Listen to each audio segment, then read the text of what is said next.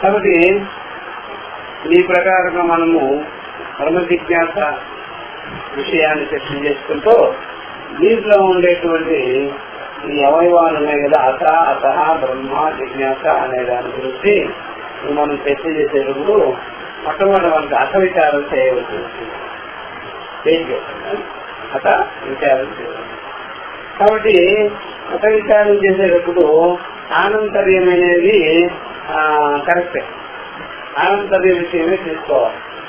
ఆనంతర్య విషయం ఏంటి అంటే ధర్మ జిజ్ఞాస తర్వాత అని కాదు, అక్కడ సాధన చతుష్టే సంపత్తి తర్వాత. ఎవరైనా సరే ఫిల్టర్ అయ్యేది ఎక్కడ? ధర్మ జిజ్ఞాస తర్వాత. ధర్మ జిజ్ఞాస ఎందుకు ఫిల్టర్ అయిపోతారా? సాధన చతుష్టే సంపత్తిలో ఫిల్టర్ అవుతారా? అక్కడ వడపోసినట్టే. ధర్మ జిజ్ఞాసలో ఆరితేది ఆయన మంచి డిగ్రీ ఉంది, పైకి వచ్చేస్తాడు. ధర్మ జిజ్ఞాస విషయంలో నేను పర్ఫెక్ట్ అని. సాధన చతుష్టే సంపత్తిలో జీవో అయిపోయింది. ఎందుకంటే అంతకాలం సహకరిస్తుంది అనమాట. ఎంతో పండితుడైనా సరే, అందుకనే శంకర్ల వారు ఆ మాట అనేది శాస్త్రజ్ఞ బ్రహ్మజ్ఞానాన్వేషణం స్వాతంత్ర్యనతుల్యా. ముందుకో ప్రశ్న, శాస్త్రజ్ఞోపి స్వాతంత్ర్యైన బ్రహ్మజ్ఞానాన్వేషణం నతుల్యా. నువ్వు ఎంత శాస్త్రజ్ఞుడైనప్పటికీ కూడా, అంటే బహుశాస్త్ర కోవిదుడు కావచ్చు, కానీ బ్రహ్మజ్ఞాన విషయంలో అలా చదివేయకూడదు, అలా పట్టాలు పుచ్చుకునేది. కాదు, ఇదిగో నేను బ్రహ్మ విద్యలో నాకు పట్టా వచ్చేసింది, పిహెచ్డి చేశా, పీసీ రాశా అనొద్దు. ఆ జ్ఞాన విచారం వేరుగా ఉంటుంది. సంప్రదాయం పట్లంగా గురువు చేస్తుంది, మననాలు చేయాలి అనే విషయంగా ఆయన అలా చేయద్దయ్యా, గురుముఖంగా వెళ్ళండి బ్రహ్మ విద్యా విషయంలో మాత్రం. మీకు పాండిత్యం ఉంటే ఉండొచ్చు, మీకు చాలా చాలా రసాయన శాస్త్రముల మీద బాగా పట్టుండొచ్చు మీ గురించి.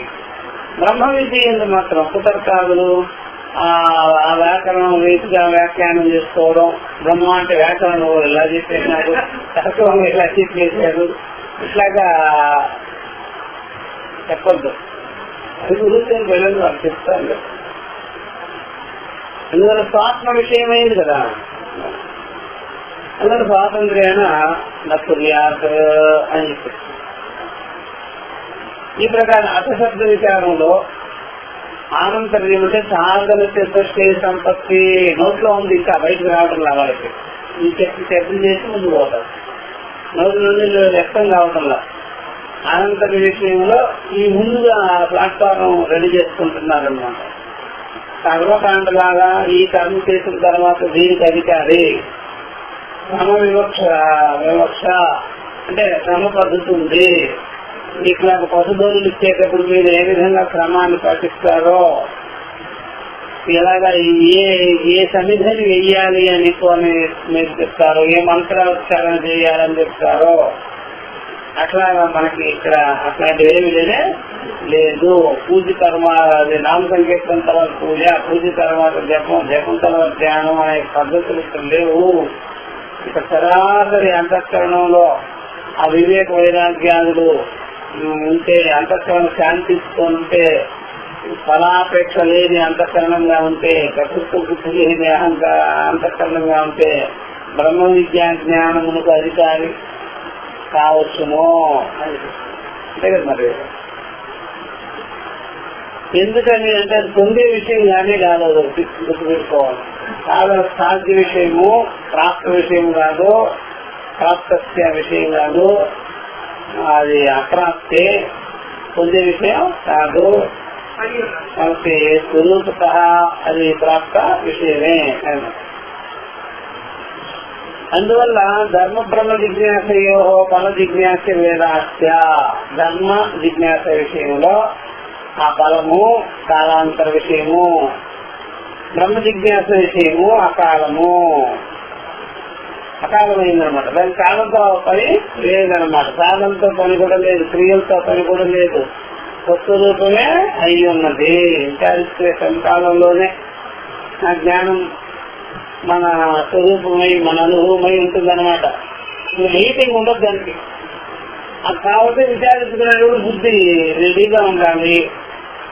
ఇంకా దానికి ఏం అనుభవం ఉండకూడదు బుద్ధికి, ఇంకే తీసుకోవాలన్నమాట. అందుకని ఆ విషయంలో రెడీ చేసుకోవాలన్నమాట. ధర్మ బ్రహ్మ జిజ్ఞాసయో ఫల జిజ్ఞాస వేదాస్య అభ్యుదయ ఫలం ధర్మజ్ఞానం.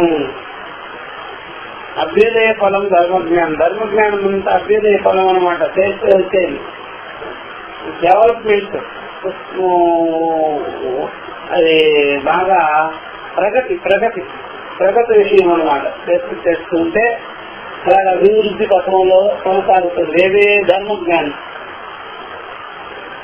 బ్రహ్మజ్ఞానం అలాంటిదేనే ఎంత పెరిగింది నీకు, ఏం పెరిగేదయ్యా, ఇట్లాగా ఉండేవాళ్ళకి. అందుకని నన్ను చూస్తే ఎవరైనా 30 ఏళ్ల నుంచి చెప్తున్నారు ఏం కాలం పెట్టేది, ఏకయింది, ఇదో తెల్లగా అయిపోయింది, ఇంకా సన్నగా ఉండేవాడిని, పూలకాటి ఉంటుంది, ఏం పెట్టేది మొహం, మఠం మందిరాలు అవి పేరు ప్రఖ్యాతులు అవి ఇవి అనుకుంటారు వాళ్ళు. అది కానీ కాదన్నమాట. కాబట్టి అభ్యుదయ ఫలం అంటే అది ధర్మ జ్ఞానానికి సంబంధించుకోండి, కర్మ జ్ఞానానికి సంబంధించుకోండి.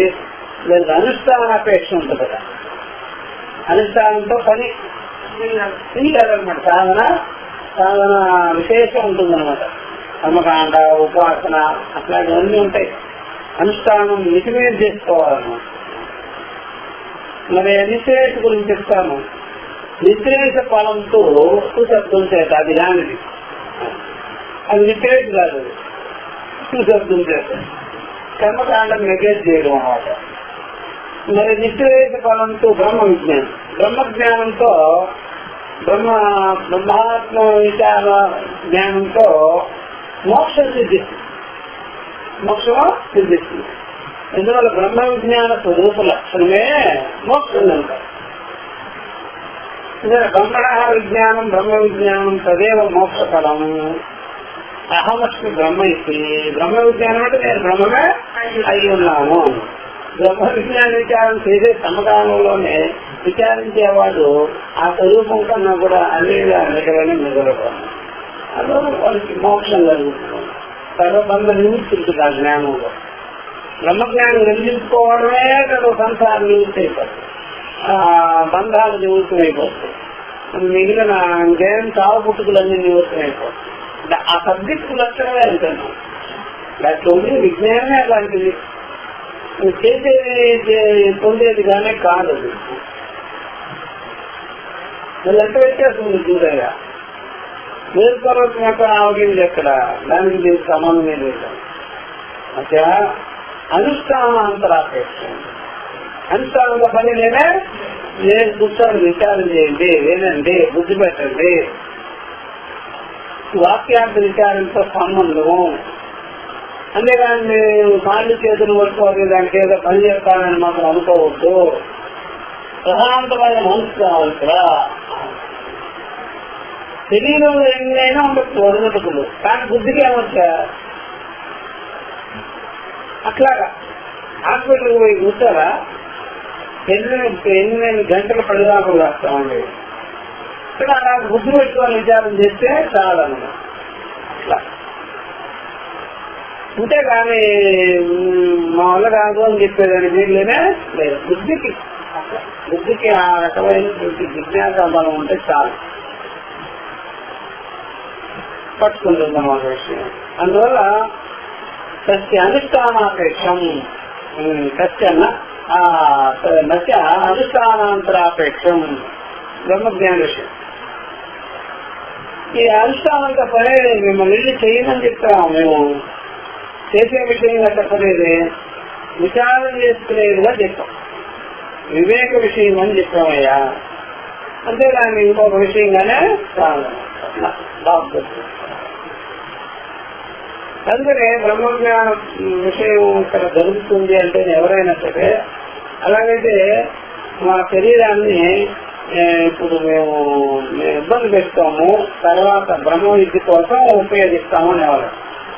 మీకు ఎప్పుడైనా సరే పెళ్లిళ్ళు వస్తున్నాయనుకోండి, ఇక ఎక్కువ చాకరీ చేయరు. ముందుగానే ఊళ్ళకి పోవడం, అక్కడికి వెళ్ళడం, ఇక్కడికి వెళ్ళడం చేయరు. ఎందుకని చేయవలసింది ఉంది కదా, అందుకని ఇప్పటి నుంచి రెస్ట్ తీసుకుంటాం. ఇప్పటి నుంచి రెస్ట్ తీసుకుంటాం. రెస్ట్ తీసుకోవాలి, ఏం చేసుకోవద్దు శరీరాన్ని. అప్పుడు వల్ల ఈ శరీరాన్ని కర్మలకంతా ఉపయోగిస్తాం. బ్రహ్మ విద్యకు కూడా ఈ శరీర ఆరోగ్యాన్ని కాపాడుకొని పెట్టుకోవాలన్నమాట. అంతేగాని తను లౌకికమైన విషయానికంతా వాడుకోలేదు. ఈ బ్రహ్మ విద్యకు వచ్చేటప్పుడు ఇతర స్వాధీనం లేకుండా చేసుకుంటే ఎట్లాగా, అసలే మనకు అనుగ్రహంగా ఉండదు. ఎప్పుడు మళ్ళీ శరీరానికి కూడా ఉపయోగం లేకుండా చేసుకున్నట్లయితే రెండు విధాలు మనం చెందినట్టు అవుతాం చూసారా. అందుకనే అనుష్ఠానం లేని పనిది అయినా సరే విచారించుకునే దానికి పొద్దున కూర్చోవడమో కొనుక్కోవడమో చేయించా. కొనుక్కోనైనా విచారించు, నువ్వు కదా కొనుక్కోవట్లా, శ్రవణం దగ్గర చేయను, మాత్రం లేకపోతే ఎట్లాగా గుర్తున్నారు. అందుకని కొంతమంది గోడను చూసుకుంటుంటారు కదా, కూర్చునేది ఎలాగో కూర్చోండి, పడుకోండి, గ్రహణం చేయాలి ఇట్లా అన్నమాట. కాబట్టి ఈ ప్రకారంగా మధ్య అనుష్ఠానాంతరాపేక్షం, అనుష్ఠానంతో పొందేది ఇక్కడ అని చెప్పారు. ఎందుకంటే సార్ భవ్యస్య ధర్మ జిజ్ఞాస్య కాలే జ్ఞానకాలే అస్తి. భవ్యస్య ధర్మ జిజ్ఞాస్య జ్ఞానకాలే అస్తి. ఇక్కడ ఈ ధర్మము భవ్యమైనది, భవిష్యత్ విషయమైనది. చూసారా, భవ్యస్య ధర్మ ధర్మ విషయము, కర్మ విషయము, భవిష్యత్ కాల విషయమైనది. ఇప్పుడుది కాదు, అది వర్తమాన విషయంగానే కాదు, భవ్య విషయమైంది. ఆ జిజ్ఞాస చేసే సమకాలంలో అది ఉండదు, తత్కాలం ఉండదు అన్నమాట. కాబట్టి భవ్యస్య ధర్మ జిజ్ఞాస్య, జిజ్ఞాస చేసే ధర్మము భవ్యకాలమైనది. నా జ్ఞానకాలే అస్తి తత్ప్రభావం. నా జ్ఞానకాలంలో ఏం చూడలేదు మీకు, అది తర్వాత చేసి పొందవలసింది, తర్వాత చేసి పొందవలసింది. ఉదాహరణకి ఎప్పుడైనా సరే మీకు ఎప్పుడైనా సరే లడ్డు గారె గీర అనగానే మీకు అవన్నీ చేయవలసిన విషయాలు అన్నమాట. అలాంటి కూర కానీ, మసాలా కూర కానీ, బిర్యానీ కానీ అవి చేయవలసిన విషయాలు. చింతకాయ అంటే మీకు ఏ విధంగా నేతిలో నిలుస్తుందో అట్లాంటి బ్రహ్మ విషయం. చింతకాయ గురించి ఎవరైనా చూపించినా చెప్పినా వెంటనే ఉంటుంది, అట్లాంటి బ్రహ్మ విషయం. అప్పుడు అలాగా వాటిలో అలాగా చేసి పట్టుకోవాలి, టైం తీసుకుంటుంది. అంటే కర్మకాల విషయము ఇదే సమకాలంలో దాని ఫలితము ఏమీ ఉండదన్నమాట. ఇంత ప్రభావం ఉండదు. ఇంకా మీరు ఇలా ఊరుకుంటుంటారు, కర్తృత్వం బాగా ఎక్కువ చేసుకుంటుంటారు, శరీరాన్ని విధిస్తోని చేసుకుంటారు, ఇంద్రియాలన్నీ బాగా టైట్ అయిపోతాయి. ఇంకా బజారుకు పోయి అన్ని కొనుక్కురావాలనుకుంటారు, తమ ఏది తయారు చేసుకుంటారు, 10 మందిని పిలుచుకుంటారు, అన్ని మొదలు పెడతారు అనమాట. ఏదైనా సరే ఆ ఇల్లు కట్టాలి అనగానే ఇంజనీర్ని మేస్త్రిని అన్ని ప్రయత్నం చేసుకుంటా, అలా ఒప్పిల్లు చేయాలి అనగానే ఇంకా అన్ని రెడీ చేసుకోవాలి కదా, పార్ట్స్ రెడీ చేసుకోవాలి, అన్ని అందరు కావాలి కదా. అట్లాగా యజ్ఞ హోమాదులు అన్ని కూడా. బ్రహ్మ విద్య విషయం ఆ బ్రహ్మ విద్యకి ఎవరు తోడు కూడా అక్కర్లేదు. నువ్వు తోడొస్తావా, నేను వస్తాను, విచారం చేస్తాము, సినిమాకి వెళ్ళినట్ట, నువ్వు చేసినట్ట, ఎవరు రాదు అని చెప్పిన పరిగెత్తాలన్నమాట. అసలు వీళ్ళే చెప్పాలి, రావచ్చు మీరు ఎవరు రావచ్చు, మీ తోడంతా నేను విచారం పోగొట్టేస్తాను, ఎవరు రావచ్చు, ఏకాంతిగా వెళ్ళిపో. నేను ఎవరు దేనికి తోడు వీళ్ళలో అలా ఏమీ అక్కర్లేదు అనమాట. ఇట్లా పరిగెత్తడమే. అంతేగాని పని గీని అయిన తర్వాత కూడా అనుకోకూడదు, స్నేహితులు అక్కర్లేదు, వీరికి ఇంకేమో సమయమో తీసుకెళ్లి పోదాం అక్కడికి వెళ్ళేది కూడా ఏమి లేదు. నేను చెప్పే సబ్జెక్ట్ తీసుకెళ్ళండి, కాబట్టి అలాగా వినేదానికైనా సామర్థ్యం కలిగి ఉండాలి. దాని ధర్మాలు బ్రహ్మ విద్య విషయం. కాబట్టి ధర్మ విషయం వల్ల కాదు, జ్ఞానకాలంలోనే దాని యొక్క ఫలితం కనిపిస్తుంది. ఇంకా చెయ్యాలి అని గుర్తుంటుంది, ఇంకా దాన్ని కర్మ సంగ్రహం చేసుకోవాలి, ఇవి ఉంటాయన్నమాట. ఎందుకని ఎలాగా అంటే పురుష వ్యాపార తంత్రత్వాది కర్తృత్వంతో కూడుకున్నటువంటి, ప్రమాదతో కూడుకున్నటువంటి, దేహేంద్రియ సంఘాత అభిమానంతో కూడుకున్నటువంటి వాని యొక్క వ్యాపార తంత్రం మీద ఆధారపడింది. అహంకారం ఎంతుంటే అంత పనిలో ప్రావీణ్యత ఉంటుంది. అహంకారం ఉండాలి, కర్తృత్వ బుద్ధి బాగా పెట్టుకొని ఉండాలన్న. కర్తృత్వ బుద్ధి లేదనుకోండి ఇక పని జరగదు. కర్తృత్వ బుద్ధి ఉండాలి. కర్తృత్వ బుద్ధి లేని వాళ్ళంతా మఠం మందిరాలు నడపలేరు. ఏముండాలి వాళ్ళు ముసలాళ్ళైనా పర్వాలే, కర్తృత్వ బుద్ధి ఉందా లేదా చూసుకోవాలి. కర్తృత్వ బుద్ధి ఉందనుకోండి మంచం మీద పడుకోవాలైనా చేయిస్తారు వాళ్ళు. జై జై జై అని చెప్పేస్తుంటారు. కర్తృత్వ బుద్ధి లేకపోతే మంచి వయసైనా పనికిరాదు, ఫలితాలు అనగలుగుతారు. కర్తృత్వ బుద్ధి ఉండాలి, అహంకారం ఉండాలి. అహంకారం ఉన్నదనుకోండి అది దేహంలో ఏమి ఉండనక్కర్లేదు, దేహంలో ఉండనక్కర్లేదు, ఏమి లేదు. దేహం అంతా కూడా బలమితో ఉన్నది, మనసులో మాత్రం టెన్షన్ బాగా ఉంది. వాళ్ళే పనికొస్తారు కర్మకాండ. అందువల్ల పురుష వ్యాపార తంత్రత్వాలు, పురుష వ్యాపారం మనిషి యొక్క అభిమానంతో కూడుకున్న వ్యాపారం మీద ఆధారపడి ఉండేది కర్మకాండ అంతా. కర్మకాండ సన్నగిల్లాలంటే ఏం సన్నగిల్లాలి? అహంకారం సన్నగిల్లాలి. అహంకారం ఉంటే జ్ఞానంతో ఇది బాగా గుర్తుపెట్టుకోవాలి. అందుకనే ఈ జనాలు ఎంతమంది ఉన్నారు సంసారంలో, వాళ్ళకంతా కూడా సైన్స్ మీద వాళ్ళు ఎందుకు వేస్తున్నారు. ఎన్నో వస్తువులు మార్చేస్తున్నాం, 3 డబ్బులు మాకున్నాయి మా దగ్గర, శరీరేంద్రియాలన్నీ రాస్తున్నారు, రాజ్యాలను తీసుకుంటే ఎంత బాగుంటుంది అని అంటున్నారు. వీళ్ళకేం కావాలి? బ్లడ్ మారుస్తున్నారు కదా, అలాగే అన్ని శరీరేంద్రియాలు కూడా ఇంకో శరీరం వస్తే దాంట్లో వెళ్తాం కదా అని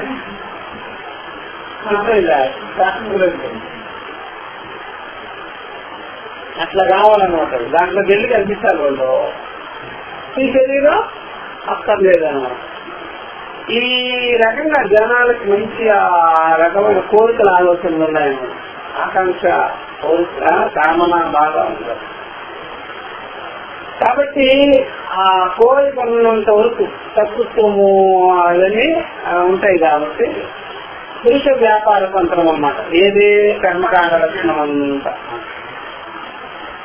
ఇహతు అయితే బ్రహ్మ విద్య విషయం చెప్తున్నారు.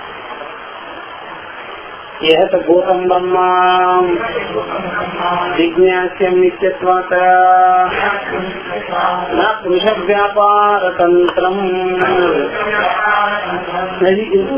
ఆ తర్వాత వల్ల ముందుకు పోతుంది. కాబట్టి ఇక్కడైతే నేను చెప్పేదయ్యా, ఇహతు ఇక్కడైతే సుశబ్దం చేత అది కాదు ఇది, సుశబ్దం చేత అది కాదు ఇది, ఏది కాదు ధర్మ జిజ్ఞాస విషయం కాదు, ఇది బ్రహ్మ విద్యా విషయం. ఈ బ్రహ్మ జిజ్ఞాస విషయంలో భూతం బ్రహ్మ ఇది అండర్లైన్ చేసుకోవాలి. అవన్నీ కూడా అండర్లైన్ చేసుకుంటున్నారో లేదా? మంచి వాక్యాలు.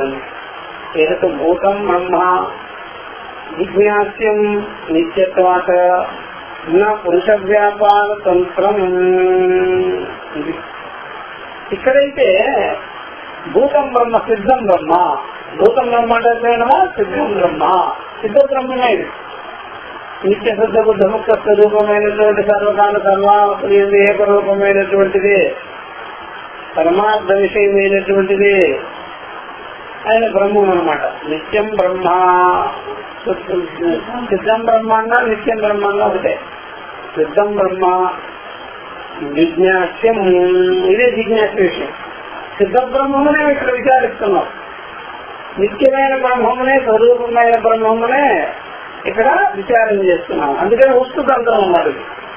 అందుకనే అంటే వస్తుతంత్రం అన్నారు. వస్తుతంత్రం కాదు, కర్తతో చేయబడే విషయం మాత్రంగానే కాదనమాట. కర్త అనేటువంటిది అధ్యాస విషయం అయింది. కర్త అనేటువంటిది ఇక్కడ వస్తు అనేది అధ్యాసకి ముందుగానే ఉంది. బ్రహ్మము అధ్యాసకి ముందుగానే ఉంది. మరి కర్త అనేవాడు పుట్టుకొచ్చి ఏం చేయగలడు? వాడు పోవాలి ముందు, వాడు నివృత్తి కావాలని కర్మకు పనికొస్తాడు. కర్మకి వాడికి కర్మ విషయాలన్నీ ఉన్నాయి. శరీరేంద్రియాలు విషయాలు, శబ్దాలు విషయాలన్నీ ముందు ఉన్నాయి కదా, చాలా ఉన్నాయి. వీడు రెడీ అయితే అది ఆ పనులు చేసేయచ్చు. అది ఎప్పుడు రెడీగా మట్టి రెడీగా ఉంది, గుడ్డ చేసుకోవచ్చు. కొయ్యలు రెడీగా ఉంది, ఏమైనా బెంచులు చేయొచ్చు. ఇటుకలు రెడీగా ఉంది, ఇల్లు కట్టుకోవచ్చు. బియ్యం రెడీగా ఉంది, వండొచ్చు. ఇంకేదైనా సరే ఒక గింజలు రెడీగా ఉంది, ఒక మొక్కని తీసుకురావచ్చు. అట్లా ప్రపంచంలో చాలా విషయాలు ఉన్నాయి. దానికి ఎవరు కావాలి? కరెక్ట్ కావాలి. అందుకని పురుష వ్యాపార తంత్రం ఉంది. అది జపమాలు ఉంది, చెప్పేదానికి ఎవరో కావాలి. ఇవేగా ఒక భావన ఉంది, చేసేవాడు కావాలి. అట్లాగా పురుష వ్యాపార తంత్రం అది. బ్రహ్మ విద్యకి చేసేవాడు ఎక్కడే లేదనమాట. బ్రహ్మ విద్య విషయం ఎందుకయ్యా అంటే, నన్ను తెలుసుకునేవాడు వాడికన్నా నేను వేరుగా లేదని తెలుసుకుంటే చాలు. ఎందుకట్లాగా నేను తెలుసుకునేవాడు వేరుగా ఉంటుందా అంటే, కర్మ చేసేవాడు కర్మకు వేరుగా ఉండాలి. నన్ను చూసి ఘటాన్ని చూసేవాడు ఘటానికి వేరుగా ఉన్నాడు కానీ నన్ను తెలుసుకునేవాడు వేరుగా ఉంటే రెండు అవుతాను. తెలుసుకునేవాడు బ్రహ్మం అవ్వాలి, తెలియబడేది బ్రహ్మం అవ్వాలి. అలా కుదురుతుందో చెప్పండి. అందుకనే నేను చెప్పేది ఏంటంటే, తెలుసుకునేవాడు చైతన్య స్వరూపుడు, బ్రహ్మము చైతన్య స్వరూపుడు అయింది కాబట్టి రెండు ఎక్కడ గొడవ వస్తుందండి ఇక్కడ. అందుకనే ఇంకొక కర్త అనేవాడు ఉండకూడదు ముందు. ఆ వాడు ఎప్పుడైనా తెలుసుకునేదాన్ని మొదలు పెడితే తత్వం పోగొట్టుకోవాలి. అహమస్య బ్రహ్మ అని తెలుసుకోవాలి. అహమస్య బ్రహ్మ అని తెలుసుకోవాలి. అంతేగాని నేను బ్రహ్మం తెలుసుకున్నవాడు అయ్యాను, నేను బ్రహ్మము నా యొక్క భావం మీద ఆధారపడి ఉంది, నా యొక్క బుద్ధి చేష్ట మీద ఆధారపడి ఉంది. బ్రహ్మము అంటే అదేమిటి? పెద్ద విషయం బుద్ధికే సాక్షి కదా. నీ బుద్ధి మీద ఆధారపడి ఎలా ఉంటుంది? బుద్ధికే సాక్షి, బుద్ధికే ముందు ఉన్నది.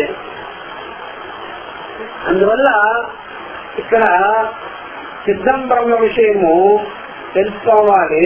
జిజ్ఞాస విషయం తెలుసుకోవాలంటే ఏమనంటే అహమస్యం, నేనే అయ్యున్నాను. నిత్యత్వాత నిత్యమై ఉన్నది కనుక, నిత్యమైనది అంటే సిద్ధమైనది అన్నమాట. ఆల్రెడీ సిద్ధం. నిత్యత్వాత నా పురుష వ్యాపార తంత్రం వీడు చేయదగినది ఏమీ లేదు. చేయదగినది అనగానే అంతఃకరణం మొదలుకొని ఇదిగో చేయదగినదేమీ ఒక్క ఆలోచన కూడా చేయకూడదు. నేను బ్రహ్మ విషయాన్ని ధ్యానం చేస్తున్నాను, భావన చేస్తున్నాను, ఒక ఆలోచన పుట్టకూడదు. అది బ్రహ్మ విద్యా విషయం. అందుకనే నా పురుష వ్యాపార తంత్రం. మరి గురుదేవులు ఏం చేయాలని గొప్ప కూడా శ్రవణం చేయండి, విచారం చేయి. మరి విచారం చేసేటప్పుడు ఏమవుతుంది సార్ అంటే, విచారం చేసేవాడే బ్రహ్మం అయి ఉన్నాడు అనేది నీకు ఒక రకమైనటువంటి నిశ్చయము ఏర్పడుతుంది. దాంట్లో కర్తృత్వం ఉండదు అసలు. ఎవరైనా ఏదైనా చెప్పేటప్పుడు నన్ను నేను అర్థం చేసుకున్నట్టుగా, నా ప్రవృత్తి నాకు అర్థమైపోయినట్టుగా, నా గుణం నాకు తెలిసినట్టుగా. అక్కడ శ్రవణ సంకాలంలో కూడా అదే నీకు జరుగుతుంది. అదేమో నువ్వు ఇంద్రియానికి వ్యాపారం పెట్టి చేయవలసిన పని లేదా. శ్రవణంలో విచారం చేసుకునేదానికి ఉపయోగించుకో. ఆ విషయంలో సబ్జెక్ట్ రాబట్టుకునేదానికి కూడా అనుకోవద్దు. విచారం చేయి, నీకు ఆ విషయం నేనే, ఆ చెప్పే విషయం నేనే, నా విషయమే చెప్తుంది అన్నట్టుగా నీకు వెంటనే అర్థమైపోతుంది. ఇదే అన్నమాట వాక్యాల విచారం. కాబట్టి ఇక్కడ పురుష వ్యాపార తంత్రం ఏమి లేదనమాట. అందుకని విచారిస్తున్న సంకాలంలో నేనేమి చేయలేదు, నేనేమి అనుకోను కూడా లేదు, నా నిర్ణయాలు ఏమీ కాదు. ఆ విచారం అంతా నేనే అయ్యి, విచారం అంతా నేనే అయ్యి ఉన్నాను.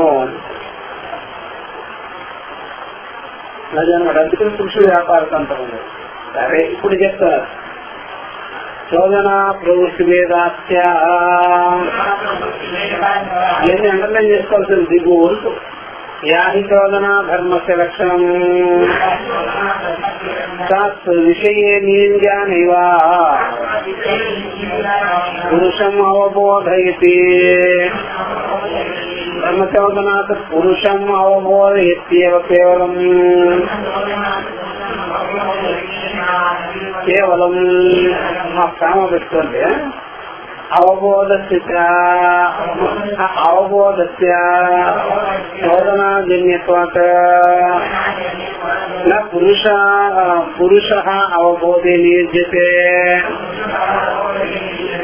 యథా అక్షార్థ సన్నికర్షేణ అర్థావబోధే తదోత తస్మాత్ ఏమపి వక్తవ్యం యద్ అనంతరం బ్రహ్మ జిజ్ఞాస ఉపదిశ్యతే ఇతి. ఉపదిశ్యతే. సరే, ఇట్లాంటి మాటలన్నీ వింటే బయట వాళ్ళు అంటే వాళ్ళు ఏమనుకుంటారంటే చాలా మంది ఇంత పరమ రహస్యాలు ఇక విద్యా విషయంలో ఇంత బయట పెట్టేస్తే జనాలందరూ సంచి నింపుకొని వెళ్ళిపోతారు.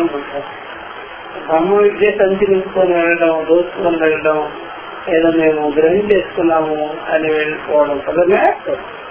ఇవాళ బౌద్ధులు వాళ్ళు ఏం చేస్తారు అని పసిగట్టారు. కమ్యూనిస్టులు ఏం చేస్తారు అని బౌద్ధులు గాని ఇతర మతస్థులు గాని పసిగట్టారు. వైష్ణవులు ఏం చేస్తారు, శైవులు ఏం చేస్తారని దొంగచాటగా నామాలు పెట్టుకొని పోయి కూర్చొని వాళ్ళు ఏం చేస్తారని కనిపెట్టేసుకోవాలి. ఇంకా ఉండేవాళ్ళు పూర్వం వైష్ణవ మఠాలు ఉంటాయి కదా, రామానికి కోటాలు. అక్కడ పోయి వీళ్ళు శైవులు ఏం చేశారంటే ఏం చేస్తారంటారు, ఈ పూజా విధానం ఏంటి, వీళ్ళ ఆచార విచారాలు ఏంటని కనిపెట్టేదానికి మారువేషాల్లో నామాలు తీసుకునేటప్పుడు వీళ్ళు రామాదుల్లా కనిపిస్తున్నారు. ఎందుకని నామాలు ప్రతి ఒక్కరికి చేసినారు. ఎలా కనిపిస్తారా? సాక్షాత్ రామాలు ఏం తేడాలు కనిపిస్తారు. ఇది తీసేదనుకోండి శైవుడు బాగా కనిపిస్తారు. అట్లా వెళ్ళి వాళ్ళ సంఘాల్లోకి వెళ్ళి అబ్జర్వేషన్ చేశారు. ఏం చేశారు? చేసి అవన్నీ తీసుకొచ్చి ఆ లోపాలన్నీ ఇక్కడ చెప్పారు. ఇంకేం చేస్తారు అని చెప్పుకునేవాళ్ళు. చూసారా? అప్పుడు దాని మీద వీళ్ళు విమర్శ చేస్తున్నారు. ఎక్కడన్నా చెప్పేటప్పుడు కూడా మొహం ఏం చెప్పారు అక్కడ అట్లా చేశారు, అట్లా చేశారని. అట్లా బ్రహ్మ విద్య దగ్గర కూడా వచ్చి మానవేశం వచ్చి జనాలు ఎవరైనా బ్రహ్మ విద్యలు ఏం చేస్తారని గుర్తని చూస్తే వాడికి ఏమి ఇంత కూడా అట్టగా చివరికి వీళ్ళు నవ్వుకుంటున్నారండి. ఆ గురువు గారు శిష్యులు ఎలా ఉంటున్నారండి అని అయితే పోవాల్సిందే. బాగా ఎక్కువ చెప్తారు కానీ సబ్జెక్ట్ ఏం జరిగింది ఏం పట్ల ఏం సరే ఇది చెప్పుకుంటారు. ఇంకా ఆ గురువులు శిష్యులు లేదు మర్యాద గిర్యాద లేదు వాళ్ళకి. మనమైతే ఇట్లా ఉంటాం కదా గురువులు, వాళ్ళు అలా ఉండదండి. నువ్వు సబ్జెక్ట్ ఏం చెప్తారో అక్కడ చెప్పంటే నాకు అర్థం కాదు. అట్లా ఇది పట్టుకెళ్ళే విషయంగానే మన నోట్స్ కూడా పట్టుకెళ్ళిపోతుంది. దొంగతనం గ్యాజెట్లు పట్టుకెళ్ళిపో, పుస్తకాలు పట్టుకెళ్ళిపో, అయినా అర్థంగానే. అందుకనే ఇక్కడ బంగారం వస్తువులంతా వాటి దగ్గర వెళ్తే రాయి అయిపోతుంది. రాళ్ళే చదివేలేదు వాడి కంటికంటే రాలేదు. ఇక్కడంతా బంగారం ఎందుకయ్యా అంటే అన్నది కాదు కదా, వాళ్ళు అంతఃకరణం శుద్ధంగా ఉన్నది కదా, అందుకని తీసుకోదన్నమాట. అందుకే ఏమన్నా నిలబడదు. ఆ జిజ్ఞాసులకే హక్కు, మిగిలిన వాళ్ళు నిలబడేదానికి వీళ్ళేనా అది అనమాట.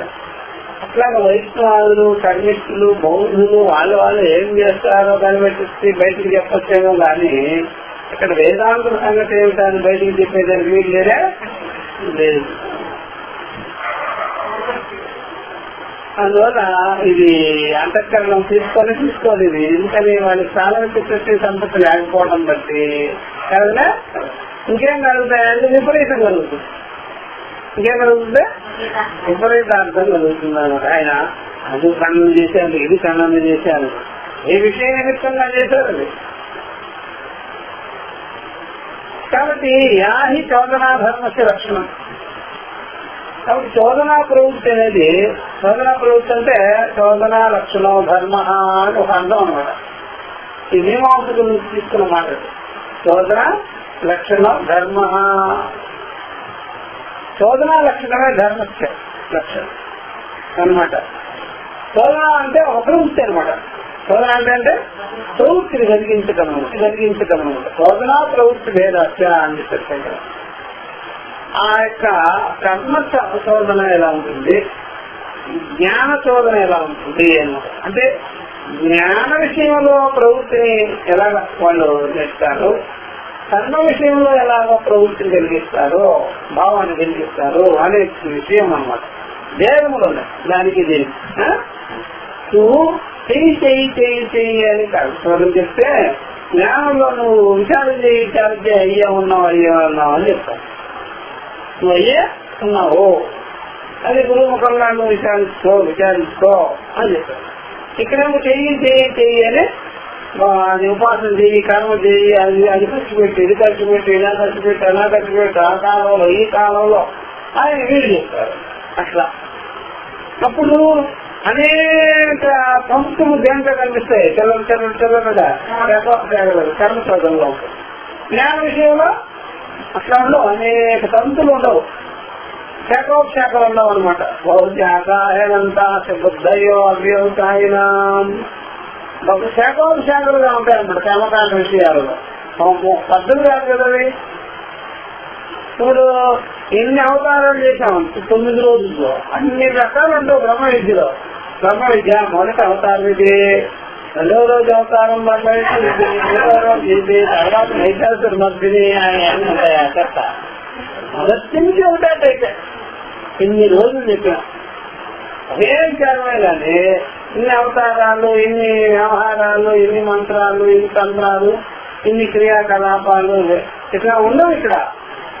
ఎందుకంటే సజాతి విజాతి సగట భేద రహితం అని చెప్పరా, ఏకమని చెప్పాంగా, నిర్వయం అని చెప్పాంగా, రెండవది లేదని చెప్పాంగా, అట్లా ఏముండవు.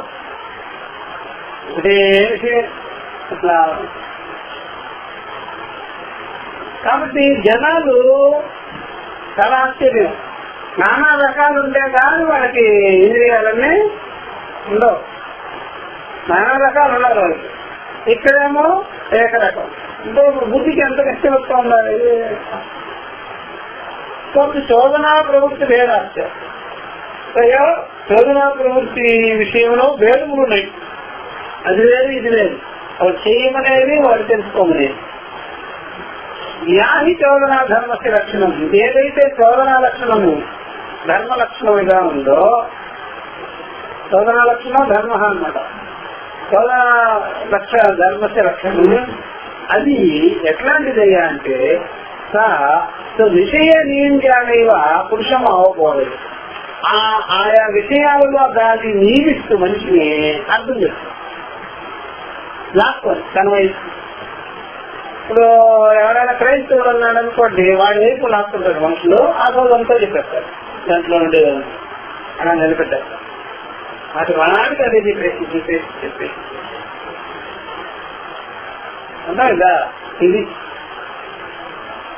వాళ్ళ విషయంలో వాళ్ళు లాక్కుంటుంటారు అన్నమాట. కర్మకాండ విషయంలో కర్మకాండ, బ్రహ్మ విద్యా విషయం వైపు చెప్పేదానికి ప్రయత్నిస్తుంది. వచ్చినోడికి అక్కడికి వచ్చినోడికే చెప్తుంది. బ్రాహ్మణులంతా బలవంతంగా డోర్ కొట్టి లోపల బయటకు లాగి అట్లాంటి ఏం చేయదు. ఎక్కువగా చొరవ తీసుకున్నది ఎవరు? కర్మకాండలు వాళ్ళు, ద్వైతవాదులు, మతవాదులు ఎక్కువ చొరవ తీసుకుంటారన్నమాట. నాకు కుదరదు అని చెప్పినా సరే పరిగెత్తుకుంటారు. కొంతమంది బైబుల్ చెప్తాను పరిగెత్తుకుంటారు, ఇంకో వాక్యంలో ఇలా చెప్పారు, ఇలా చెప్పారు, ఇలా చెప్పారని. నన్ను వదలరా బాబు అని మీరు అనలేడు. భయం ఇచ్చి కనిపిస్తున్న కోరికలు ఉంటాయి కదా, అది అలా కొంతమంది కలిసి భగవాన్ వచ్చేది మీకు అన్ని వస్తాయని ఎగబడుతుంటారు. వాళ్ళు మీరు నేర్చుకున్నారు, వీళ్ళు వాళ్ళు నేర్చుకున్నారు. అలా బ్రహ్మకుమారి అలాగా ఇవన్నీ ఉంటాయి కదా. మల్టీ బిజినెస్ సేమ్ సిస్టము ఆ టైపులో ఎగబడుతుంటారు. బ్రహ్మ విషయం అలాగే ఎగబడదు. ఎందుకని నీకు అర్థం కాకపోవాలని చెప్పేసి ముందుగా బ్రహ్మ విద్య ఏం చేస్తుందంటే దగ్గరకు వచ్చిన వాడికి తప్ప మిగిలిన వాళ్ళంతా నీకు అర్థం కాదులే జిజ్ఞాస మాత్రం తెప్పించేదానికి ప్రయత్నం. అప్పుడు ఆ విషయం చెప్పేదాని కొరకే అది ప్రయత్నం చేస్తుంది బ్రహ్మ విద్యా విషయం. అందువల్ల ఇది బ్రహ్మచోదన, కర్మచోదన. బ్రహ్మచోదనేమో తెలుసుకోండి, విచారం చేయండి, శ్రవణం చేయండి, మననం చేయండి, నిధిధ్యాసం చేయండి, సాత్యాన్ని విచార సమకాలే జ్ఞానం భౌతే అని బ్రహ్మచోదన చెప్తుంది. కర్మచోదన సాధన సాధ్య విషయం, కాల విషయం, నేటి విషయం, వస్తు విషయం, తత్వ విషయం, ఇట్లాంటివన్నీ విధి నిషేధాలన్నీ చూస్తుంటున్నాము. ఇదే అన్నమాట దౌత్రి కలిగించే పద్ధతి అన్నమాట. Style of teaching, style of way అన్నమాట. అది చెప్పే శైలి ఎలాంటి ఏం కలిగిస్తుంది. బ్రహ్మచోదనాకు పురుషం అవబోధ కేవలం బోధిస్తుందంటే చేయమని మాత్రం ఎప్పుడైనా సరిపోతామండి. ఎవరన్నా వ్యక్తులు వచ్చేసి మీరు పాఠం చెప్పారు కదా, మరి చేయమని ఎప్పుడు చెప్తారో అని వీడికి ఉండదు అనుకోండి. వాడు వచ్చి అడిగేవాడికి ఉంటుంది కదా, మీరు 2 రోజులు పాఠం చెప్పారు ఏమన్నా చేయమని చెప్తారా అంటే ఏముండదా. ప్రాక్టికల్స్ ఎప్పుడో ఎవరికి ఇంకా వచ్చిన వాళ్ళకి ఆడియన్స్ ప్రాక్టికల్స్ ఎప్పుడు అని వాళ్ళంతా చెప్తారు ప్రాక్టికల్స్ చెప్పేవారు. ఈ రోజు మనం ఇట్లాగా మనం యోగం గురించి వాటి గురించి చెప్తున్నాం కదా, రేపు మనం ఈ సాధన విషయాన్ని సాధన చేసి ఇక్కడ కుదరనే అది గుర్తుపెట్టుకోవాలి. ఇక్కడ విచారం చేయడం వీళ్ళు కొంతమంది చూస్తూ ఉంటారు. 6 రోజులు అయింది చెప్తూనే ఉన్నారు కానీ అప్పుడు చేయించలేదు అని చేయించలేదు ఇక్కడ. అందుకని ఎప్పుడైనా సరే వంకాయ కూర ఈ కూర చెప్పేసినాం అనుకోండి, ప్రాక్టీస్ చేయించదా టెస్ట్ ఇలా యోగా, అలా పూజ, అలా చదువులు అవి అన్నీ ఉంటాయి. ఇక్కడ బ్రహ్మ విద్యా విషయం ఇట్లా ఏముంది. కానీ వచ్చిన వాళ్ళకి మాత్రం దీని మీద ఏమిటి వీళ్ళు ఇంతవరకు ఒక సాధన ఏదైనా ఏం చెప్పలేదే అని చూస్తూ ఉంటారు. ఆ భావం తొలగాలన్నమాట. అది ఇక్కడ ఉండదు అని వాళ్ళకి అర్థమైతే వాళ్ళు మన వాళ్ళు అవుతారు, వేదాంతలో చేస్తారు, గురుకులానికి సంబంధించిన వాళ్ళు అవుతారు. ఆ ఎత్తించిన కూడా భావం ఉన్నదనుకోండి వీళ్ళకి పనికిరాదు. ఇది వాక్యార్థ విచార సమకాలంలో అవగతమవలసిన విషయమే, శ్రవణ సమకాలంలో తెలుసుకునే విషయమే, గురుముఖ ఉపదేశంగా గ్రహించుకోవాల్సిన విషయమే. ఇది మనం తెలుసుకుంటే చాలు, విచారించుకుంటే చాలు, శాస్త్ర ప్రమాణంతో మనం తెలుసుకుంటే చాలు, గురుముఖ ఉపదేశం వల్ల కలిగించుకుంటే చాలు అనేది మనకు ఉండాలి. అంటే మనం చేయించాలనే మాత్రం ఉండకూడదు. ఇది ఈ లక్ష్యం చాలా మందిలో ఈ యొక్క యోగాన్ని సాధనలు చేసే వాళ్ళ ఉన్నదన్నమాట. అందుకనే మనపోటి వాళ్ళు అక్కడ విచారం చేసేటువంటి వాళ్ళంతా అక్కడ పోతే వాళ్ళందరూ కూడా మీ క్లాస్ పెడుతున్నాం అంటే బ్రహ్మ విద్యా క్లాస్ అని చెప్పేసి అంతా కూర్చొని వినేసి సాధనకి వెళ్ళొస్తాము అంటారు. మళ్ళా సాధనకి వెళ్ళొస్తాం. ఆ జనం కూడా అంటారు, ఆ ఆచార్యుడు యోగాచార్యుడు కూడా అంటారు. ఏదో సాధన చేసేది ఇక్కడ ఇంత విషయం ఇక్కడ దిగుతుంటే ఇది సాధన చేస్తావు, ఏది చపాతి చేసే దానిలో ఏం చేస్తావు చెప్పు అని మనం తిరగబడ్డామనుకోండి నెలలు అయిపోవాలి. ఏం చేస్తావు చెప్పు ముందు. నేను మనసును కంట్రోల్ చేస్తాను, మనసే లేదు నీ మొత్తానికి. హెచ్చెకరాలు ఇచ్చేకరాలు సత్యకరాలు లేదు, ఏం లేదు, ఉండేదంతా కూడా మాంసం ముక్కలు అవే. నేను ఆ లోకానికి బాగుండలేదు. లోకానికి ఎప్పుడు చూసినా అన్ని లోకాలు జరుగుతుంటుంది. మనకు ఏ బాగుంది నాకు తేజస్ చేసేస్తుంది. తేజస్ ఏమిటంటే తేజస్ కింద సాక్షిగా ఉన్నాయి. అన్నిటికీ ఈ రకమైన మంచి ఆన్సర్లు ఇక్కడే చెప్పబడుతుంది. అలా చేస్తారట. అంటే ఇది తక్కువ అయిపోయింది, వాడికి ఎక్కువ అయిపోయింది. డీప్ మెడిటేషన్ లో వెళ్ళిపోవాలంటే ఏది డీప్ డీప్ మెడిటేషన్. నువ్వు కళ్ళు మూస్తున్నావు కానీ డీప్ గీప్ ఏమి లేదంటే డీప్ గీప్. మనుషులు ఇట్లా అనుకుంటుంటారు. ఏముంటారు కళ్ళు మూసుకున్నాడు అంతే. ఏం కళ్ళు మూసుకుంటే మాత్రం అసలు నీ మనసు అంతా బహిర్ముఖం అయ్యింది బాగా. మనసు ఎక్కడంటే ఎందుకంటే అంటే అవస్థ లక్షణ విచారం చేయండి. సుశిస్తో ఉన్నావా, స్వప్నంలో ఉన్నావా, జాగ్రత్త అవస్థలో ఉన్నావా?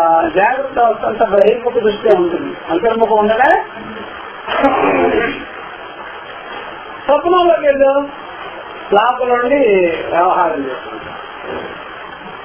అంతర్ముఖంగా ఉండి మనో విషయంగా ఉండి మొత్తం ప్రపంచం అర్థం చేస్తుంది. సుశక్తిలో కల్పించకుండా నీత్యావస్థను చెందుతుంది. ఇక్కడేమిటి అంటే బుద్ధికి సాక్షిగా నిలబడేటువంటి వివేక విషయం. బుద్ధికి సాక్షిగా నువ్వు మెలకువలో ఉండు, కళల్లో ఉండు, నిద్రానుభవంలో ఉండు, అన్నిటికీ ఏమిటో చేస్తావు సాక్షి అనుభవంగా. ఇక్కడ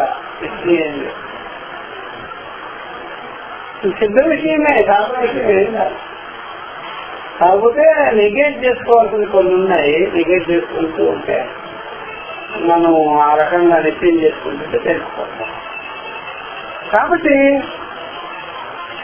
ఆ యొక్క శోధన విషయము దాని విషయంలో నిలబెడుతూ మనిషికి ఆ జ్ఞానం కలుగుతుంది. కర్మం కానీ ఉపాసన కానీ జ్ఞానం కానీ. అందువల్ల శోధనలో పద్ధతి బాగానే ఉంది, తప్పేం కాదు. అంటే కర్మ శోధన కానీ జ్ఞాన శోధన అంటే వేద ప్రమాణం. శోధన అంటే అర్థమంటే వేద ప్రమాణం. వేద ప్రమాణం ఎలాగా ఆయా విషయాల పట్ల మనుషుల్ని వాళ్ళ యొక్క సంస్కారాలను బట్టి, వాళ్ళ యొక్క అలవాట్లను బట్టి వాళ్ళని ప్రేరేపిస్తుంది. ఎవరో వేద బ్రహ్మచోదనాకు పురుషం అవబోధ ఎత్తి కేవలం. ఈ బ్రహ్మ విద్యా విషయంలో మాత్రం ఆ మనిషిని, ఆ జిజ్ఞాసిని, ఆ ముముక్షుని, వారికి వైరాగ్యం ఉన్న వాడిని ఇక్కడ విచారించుకోవాలి అనే పక్షంలో ఉన్నవాడిని వాడిని దగ్గరకు పిలిచి వాడిని దగ్గరకు చేసుకొని వాడి బుద్ధికి సంబంధించినట్టుగా అది బోధిస్తుందే గాని, వివేకపరుస్తుందే గాని, విచారింపజేస్తుందే గాని, నిత్యమేమిటి అనిత్యమేమిటి అనేది విషయం చేస్తుందే గాని ఇంకేమీ పట్టించుకోదు. అవబోధయత్యేవ కేవలం పురుషం. బ్రహ్మచోదన బ్రహ్మ విద్యా విషయాన్ని అవగత పరచటము తప్ప ఎతికించింది కూడా నువ్వు ఇలా ఉండాలి, అలా ఉండాలి అని ఏమి ఇంత కూడా శరీరేంద్రియాల యాక్షన్ చెప్పనే ఇంకా కాస్తంత కూడా విధి నిషేధాలు జోలికి కూడా పోవాలి. ఇంకేం పట్టించుకోవాలి. ఆ ప్రకారంగా అవబోధయత్యేవ కేవలం. ఇప్పుడు చెప్తున్నారు అవబోధస్య చోదనాజన్యత్వాదన పురుష అవబోధేది. ఈ అవబోధం ఉందే అనుభవ స్వరూప జ్ఞానం, అనుభవాత్మకమైన జ్ఞానము, అది శృతి జన్యమైన విషయం, అది శృతి తాత్పర్య విషయం. చోదనాజన్యత్వ ఆ యొక్క జ్ఞాన చోదన చెప్పింది, బ్రహ్మ విద్యా చోదన, బ్రహ్మ చోదన చెప్పింది. అంటే ఉపనిషత్తు చోదన, ఉపనిషత్తు విషయము అది వస్తుతంత్రమై ఉన్నది, సాధన సాధ్యం దానిలో లేదు. అక్కడ కేవలం విచారం చేయడమే.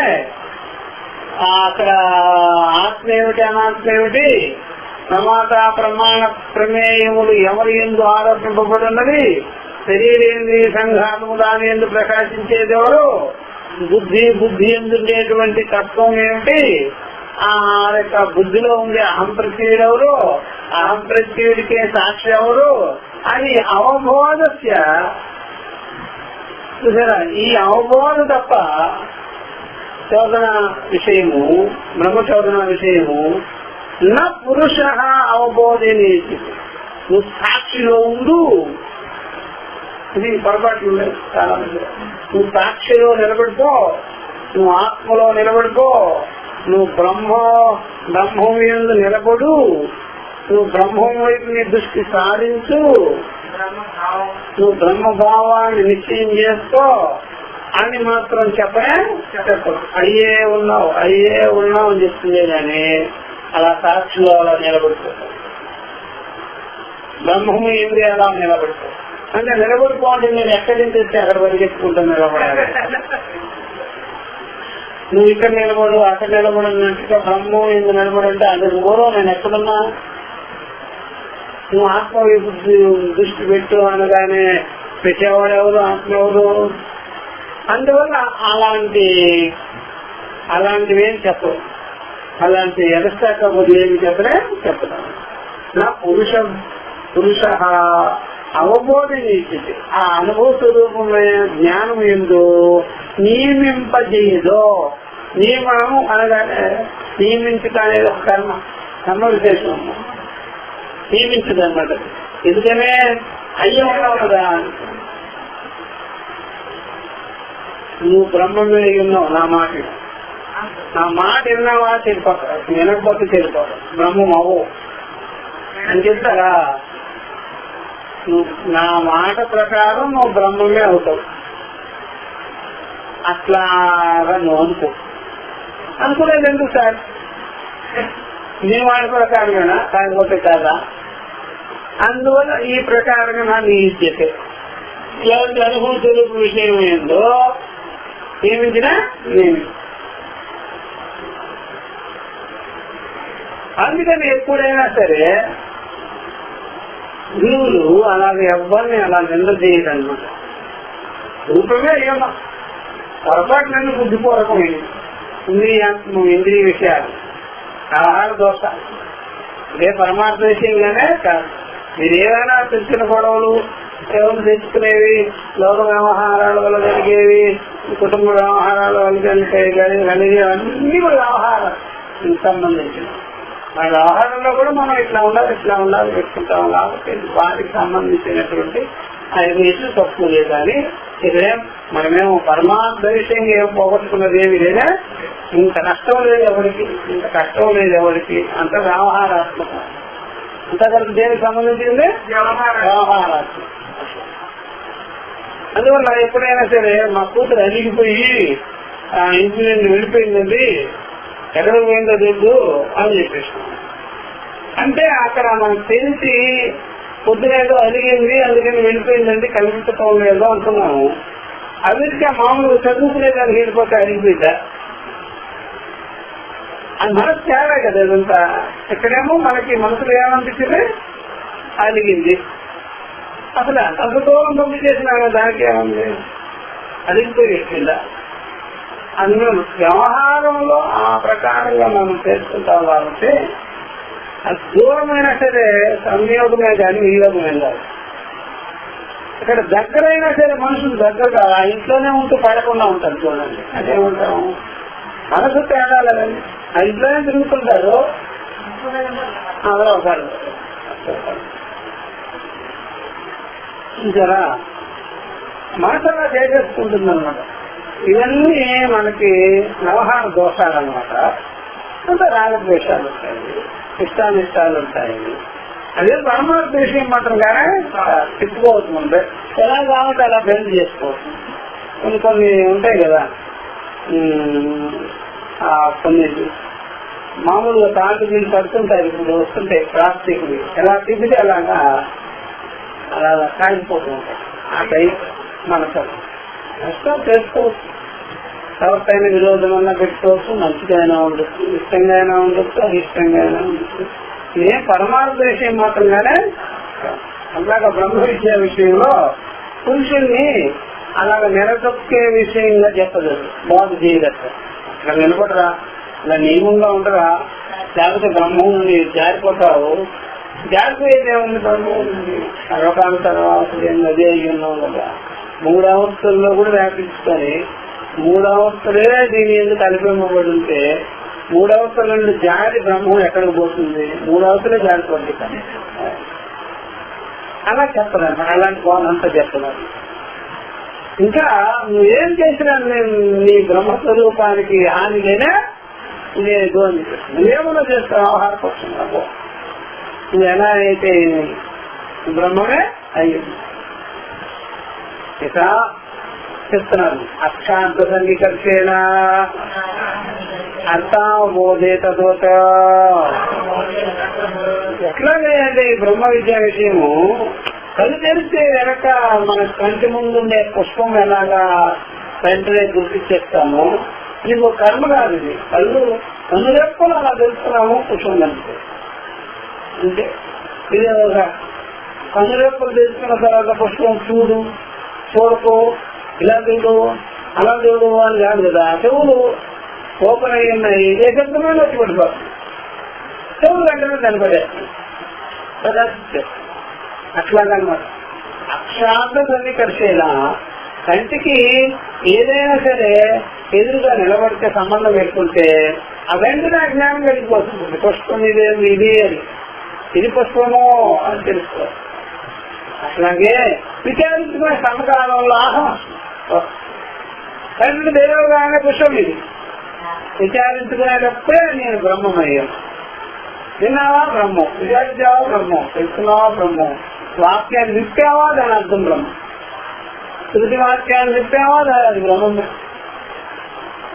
కాబట్టి అలాగ ఉపనిషత్తు బాగుంది. దాన్ని పేజీ ఇప్పి చూసావు, కంటెస్ట్ గుర్తుపడింది. చూసేవాడే బ్రహ్మమైనాడు, కళ్ళున్నవాడే బ్రహ్మమైనాడు, బుద్ధున్నవాడే బ్రహ్మమైనాడు, దేహేంద్రియ సంఘాతం ఎందు నేననుకునేవాడు బ్రహ్మమై ఉన్నాడు అని చెప్పేది. అది మనకు వెంటనే నేను కాదులే అని చెప్పేసి అర్థమైపోతా. కళ్ళు చేస్తే పుట్టమలాగా నీకు చెప్తుందో ఆ వాక్యార్థ విచార లక్షణం కూడా అయ్యే ఉన్నామని బోధిస్తుందే గాని ఇంకేదో చేయి నీకు మొట్టమొదటి డౌట్ వస్తుంది, నేను ఎలాగా అని. ఆ డౌట్ పోగొట్టేస్తారు, వాళ్ళే పోగొట్టేస్తారు, ఆ శాస్త్రమే పోగొట్టేస్తారు. ఇప్పుడు చెప్పండి, శాస్త్రాన్ని అలా ఓపెన్ చేయగానే వాక్యం కనిపిస్తుంది, దాని యొక్క విచారం అంతా కనిపిస్తుంది. దాంట్లో తెలుసుకునేవాడే బ్రహ్మమై ఉన్నాడు, దేహేంద్రియ సంఘాతి ముందు నేననేవాడే బ్రహ్మమై ఉన్నాడు, సర్వేంద్రియాలలో ప్రకాశించేవాడు నేననేవాడు బ్రహ్మమై ఉన్నాడు, ఈ శరీరం ఎందున్నవాడు నవద్వార పురే దేహి అనేవాడు బ్రహ్మమై ఉన్నాడు అని చెప్పగానే వీడికి విచారించుకున్న వాడికైతే కరెక్ట్ కదా, అర్థం నాకు అర్థమైంది, అర్థమవుతుంది. ఇప్పుడు వీడు ఇతర విషయాల పట్ల అంతా మక్కువ కలిగి ఉన్నాడు కాబట్టి, సంశయాలు కలిగి ఉన్నాడు కాబట్టి ఈ విషయం వీటికి సంశయం కలిగిస్తుంది వెంటనే. నాకు బాధలు గీతలు ఉన్నాయి కదా, కష్టాలు ఇష్టాలు ఉన్నాయి కదా, సంసారాలు కదా, నేను ఎలా బ్రహ్మం అవుతునో అని మీరు అన్నారు అనుకోండి, అది గురుముఖంగా వినవలసింది అని చెప్పాం కదా మనం. అప్పుడు వెంటనే ఎవరుంటారు అక్కడ? ఈ విషయాన్ని బోధించేవారు ఎవరుంటారా? ఆయన చూసుకుంటారు. కాబట్టి ఈ పుస్తకాలు ఊరికే చూసుకోకూడదు అని చెప్పేది. అలా సంశయం కలిగింది అనుకోండి, ఏమైపోతుంది? సంశయాలు కలిగితే ఏమవుతుంది? అందుకని పుస్తకం చదవకూడదు అనమాట. వెంటనే ఎవరు చెప్పాలి? అది గురువు చెప్పాలి. అందువల్ల ఎప్పుడో మనం అట్లాంటి బ్రహ్మ విద్యా వాక్యాలన్నీ బ్రహ్మసూత్రాలు అక్కడ మామూలుగానే వచ్చాము. మామూలుగా వచ్చి బ్రహ్మసూత్రాలు లేకపోతే మానవృత్యము అలాంటివన్నీ తీసుకొచ్చి గురువు గారి దేనికి చెప్పాను. అసలు నీ వాళ్ళకి నువ్వేంటి ఏం చేసావు? నేను ఇప్పుడే అది చూస్తున్నాను పుస్తకం అక్కడ పెట్టి ఇప్పుడు కాదు 2-3 సంవత్సరాల తర్వాత ఇస్తాను. ఇప్పుడు నీకు కొన్ని చిన్న ప్రకరణ గ్రంథాలు గీతలు ఉండే కర్మయోగాలు అన్ని చెప్తాము. నీ మైండ్ ఎలా ఉంటుందో చూస్తాం. అప్పటికప్పుడే నాకంతా అంత కంగారు ఏంటి? ఒకవేళ చెప్పినా సరే అది పనిచేయనే అది చెత్త చాలా ఉంది కదా, చెత్తంతా పోవాలి. అట్లా పనిచేయదు వెంటనే. ఆ చెత్తంతా పనిచేయదని చాలా టైం తీసుకుంది. అప్పుడే పనిచేయదు, వెంటనే పనిచేయదు. అందులో గురువు గారు బాగా చెప్పేవాళ్ళు ఉన్నా సరే కొంత ఇబ్బంది పడతామ్మా. బాగా చెప్పేవారు ఇబ్బంది పడతాం. ఆ చెత్తంతా పోవాలి, లోపల అంతఃకరణ శుద్ధిగా. కళ్ళు తెరిచిన వెంటనే కళ్ళు రేపలు విప్పుకున్నంత మాత్రం చేత ఎదురుగా ఉండే వస్తుంది ఏ విధంగా స్పష్టమవుతూ ఉంటుందో అలాగా వాక్యంలో ఉండే అర్థం కూడా అంత స్పష్టంగా చేసే పనులు. మాత్రం కిమపి వక్తవ్యం ఏదన్నా ఏదానంతరం బ్రహ్మ జిజ్ఞాస ఉపదస్థితి. కాబట్టి ఈ ప్రకారంగా ఎలాగైనా సరే చెప్పాలి. అనంతరం అనేటువంటి బ్రహ్మ జిజ్ఞాసే అని. అనంతర విషయం ఎలాగైనా మీరు చేయండి. ఇక్కడ అనంతర విషయంలో బ్రహ్మ జిజ్ఞాసే. అనంతర విషయంలో బ్రహ్మ జిజ్ఞాస విషయం ముందు అనంతర శబ్దం వాడాం కదా. కాబట్టి అనంతరం బ్రహ్మ జిజ్ఞాస కర్తవ్యం. అనంతరం అంటే ఏమిటి? అనంతరం అంటే ఏమిటంటే ఆకు అందరూ అనంతరం బ్రహ్మ జిజ్ఞాస కర్తవ్యం.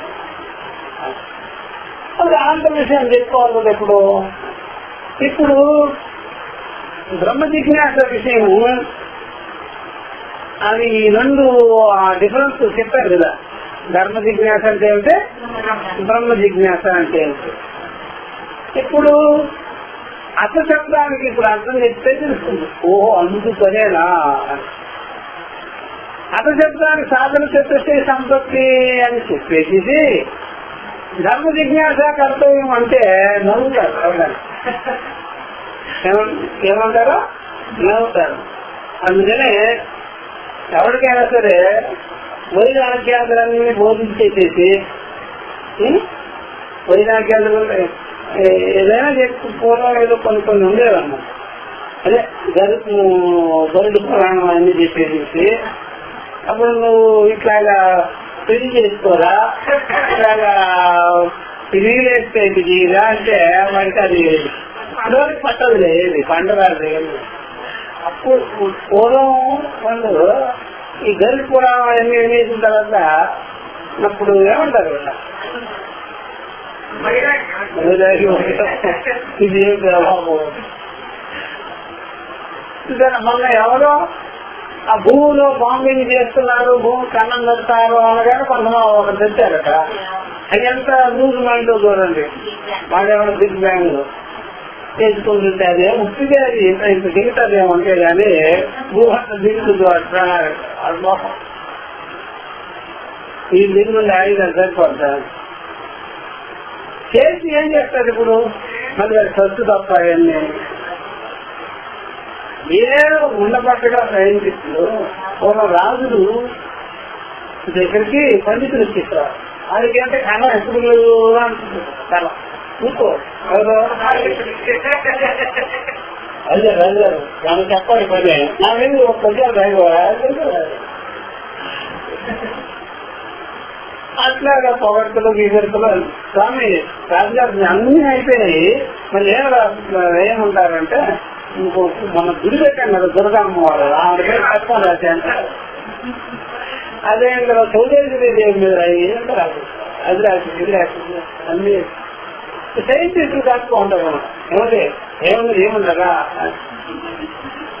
ఏమన్నా చేయమంటారంటే ఆ రోజుకి కొంత ఫండ్ మిగిలి ఉంటుందేమో వాళ్ళ దగ్గర, ఎవరి దగ్గర దాంట్లో కొంత కమిషన్ వస్తుందేమోనండి. ఆ ఫండ్ తీసుకొని చేసేటప్పుడు వాళ్ళు ఇట్లాంటి పనులన్నీ చేస్తారు. భూమి కన్నం పెట్టడం, దానికి పెట్టడం, భూమి కన్నంగా ఆకాశాన్ని పెట్టి ముందు ఎవరికొచ్చి ఎందుకని అసలే లేక వస్తున్నారు. ఎంతమంది భోజనాలు ఇది చేసుకోకుండా ఇట్లాంటివన్నీ చేస్తారు. మీకు ఎందుకు అసలు పనికిరాని ఇట్లా పనికిరాని పనులు పూర్వము అట్లాగే చట్టకాలకి ఇస్తాను రాసేసి అర్థంగా ఇప్పుడు కూడా ఉంటారు. కాబట్టి అనంతరము జిజ్ఞాస చేయవలసింది. కాబట్టి జిజ్ఞాస చేసేదానికి అనంతర శబ్దానికి ఏం అర్థం చేస్తాము అంటే, ఎప్పుడైనా వివేక వైరాగ్యాలు చేస్తేనే బ్రహ్మ జిజ్ఞాస అధికారికం వస్తుంది తప్ప వివేక వైరాగ్యాలు చెప్పకుండా వేరే చెప్పలేదు. బ్రహ్మ జిజ్ఞాస విషయం చాలా గొప్ప విషయం. కాబట్టి తస్మాత్ కిమపి వక్తవ్యం లేదు అనంతరం బ్రహ్మ జిజ్ఞాస ఉపదిష్టి. ఇది జరిగిందన్నమాట. ఇప్పుడు ఈ విషయంగా బ్రహ్మ జిజ్ఞాస అపేక్షితం పూర్వవృత్తం. బ్రహ్మ జిజ్ఞాసకి అపేక్షితమైనటువంటి పూర్వవృత్తం ఏమిటయ్యా చెప్తున్నారు. చెప్పేసి రేపు చెప్పుకుంటాం. చూస్తే ఇక్కడి నుంచి తీసుకున్నారన్నమాట. ఏ ప్రకరణ గ్రంథమైనా ఇదే ఫాలో అయింది. ఇంకా చెప్పిందే ఫాలో అవుతారు ఎవరైనా. అందులో సాధన చతుర్శ్రీ సంపత్తి ఎవరు తీసుకొచ్చారు ఈ మ్యాటర్ ని అంటే ఎవరే ఆవిష్కరించారు, ఎవరు నిలబెట్టారు. అధ్యాత్మ విషయంలో కూడా ఎవరు బయట పెట్టింది, ఎవరే పెట్టారు. చెప్పే నిత్యామిత్యస్తు వివేక దేహాముత్రాంత భోగ విరాంగ సంగమాది సాగర సంపత్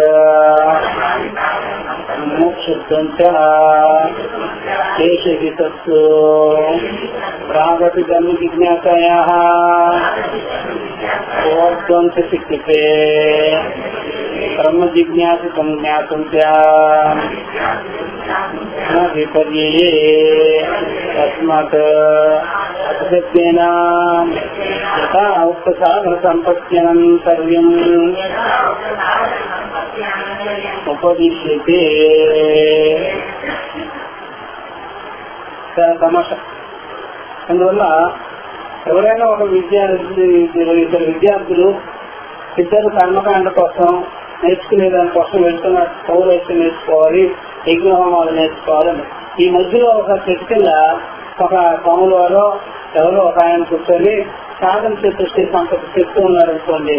వాళ్ళిద్దరు అక్కడ వెళ్ళి కూర్చున్నారు. ఒకరికేం పట్టల, ఇంకోటికేమో పట్టేసింది.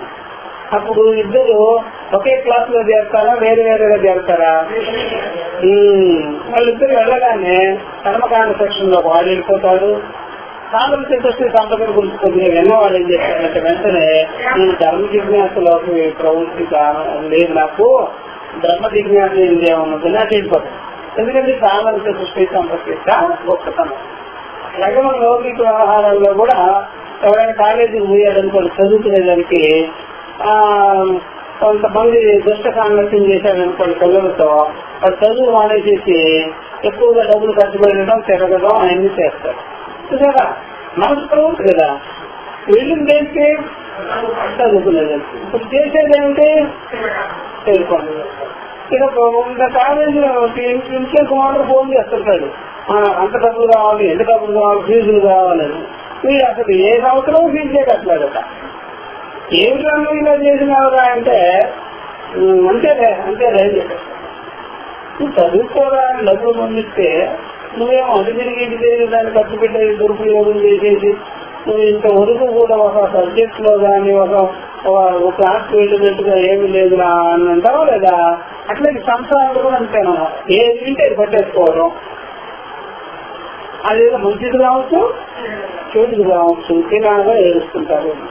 అలాగా ఇత్యాదికి వస్తు వివేకము, ఇహాముత్రాంత భోగ విరాగము, కమలమాని సాధన సంపత్తు, ముముక్షత్వం, దీనినే సాధన చతుర్శ్రీ సంపత్తి అంటారు.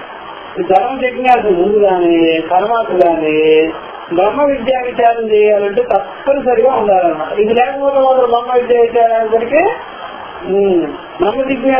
బ్రహ్మ జిజ్ఞాసకు ముందు కానీ బ్రహ్మ జిజ్ఞాసకు తర్వాతగా కానీ ఇదే ఉండాలన్నమాట. బ్రహ్మ జిజ్ఞాస సాధన దృష్టి సంపత్తే ఉండాలి. బ్రహ్మ జిజ్ఞాసకి అక్కర్లేదు అసలు నిజానికి. ఎవరికి కావాలి కంపల్సరిగా ఉండాలన్నమాట. కాబట్టి బ్రహ్మ జిజ్ఞాస చేయాలంటే తెలుసుకోవాలంటే ఇదే ఉండాలన్నమాట. దీని భిన్నంగా ఇంకేది పనికిరాదు. నాకు ఇప్పటికీ ఇది లేకపోతే మాత్రం కుదరదు. అందువల్ల సాధన చతుష్టి సంపత్తి అనగానే మొట్టమొదటి గురువుల దగ్గరికి అడుగు పెట్టిన వాళ్ళకంతా కూడా ఇలాంటి విషయాలే చెప్తుంటారు ఎక్కువ గురువులు. నిత్యానిత్య వస్తు వివేకం, విషయాలు ఎందుకు గుణదోష దర్శనము, కర్మలు ఎందు ఫలాపేక్ష లేకుండా ఉండడము, భగవంతుడు సర్వార్పితమైన బుద్ధి, ఆశాపాశములు తగ్గించుకోవాలి, కర్తృత్వం తగ్గించుకోవాలి, అహంకారం తగ్గించుకోవాలి, గురువులు ఎందు భక్తి భావం కలిగి ఉండాలి, ఆ యొక్క శాస్త్రం ఎందు మంచి భావన కలిగి ఉండాలి, ఇలాగ శ్రవణాదులు ఎందు శ్రద్ధ కలిగి ఉండాలి. ఇవన్నీ చెబుతుంటారు అనమాట. ఇవన్నీ మనకు ఉపయోగం. ఇవన్నీ అంటే ఉపయోగం అనమాట.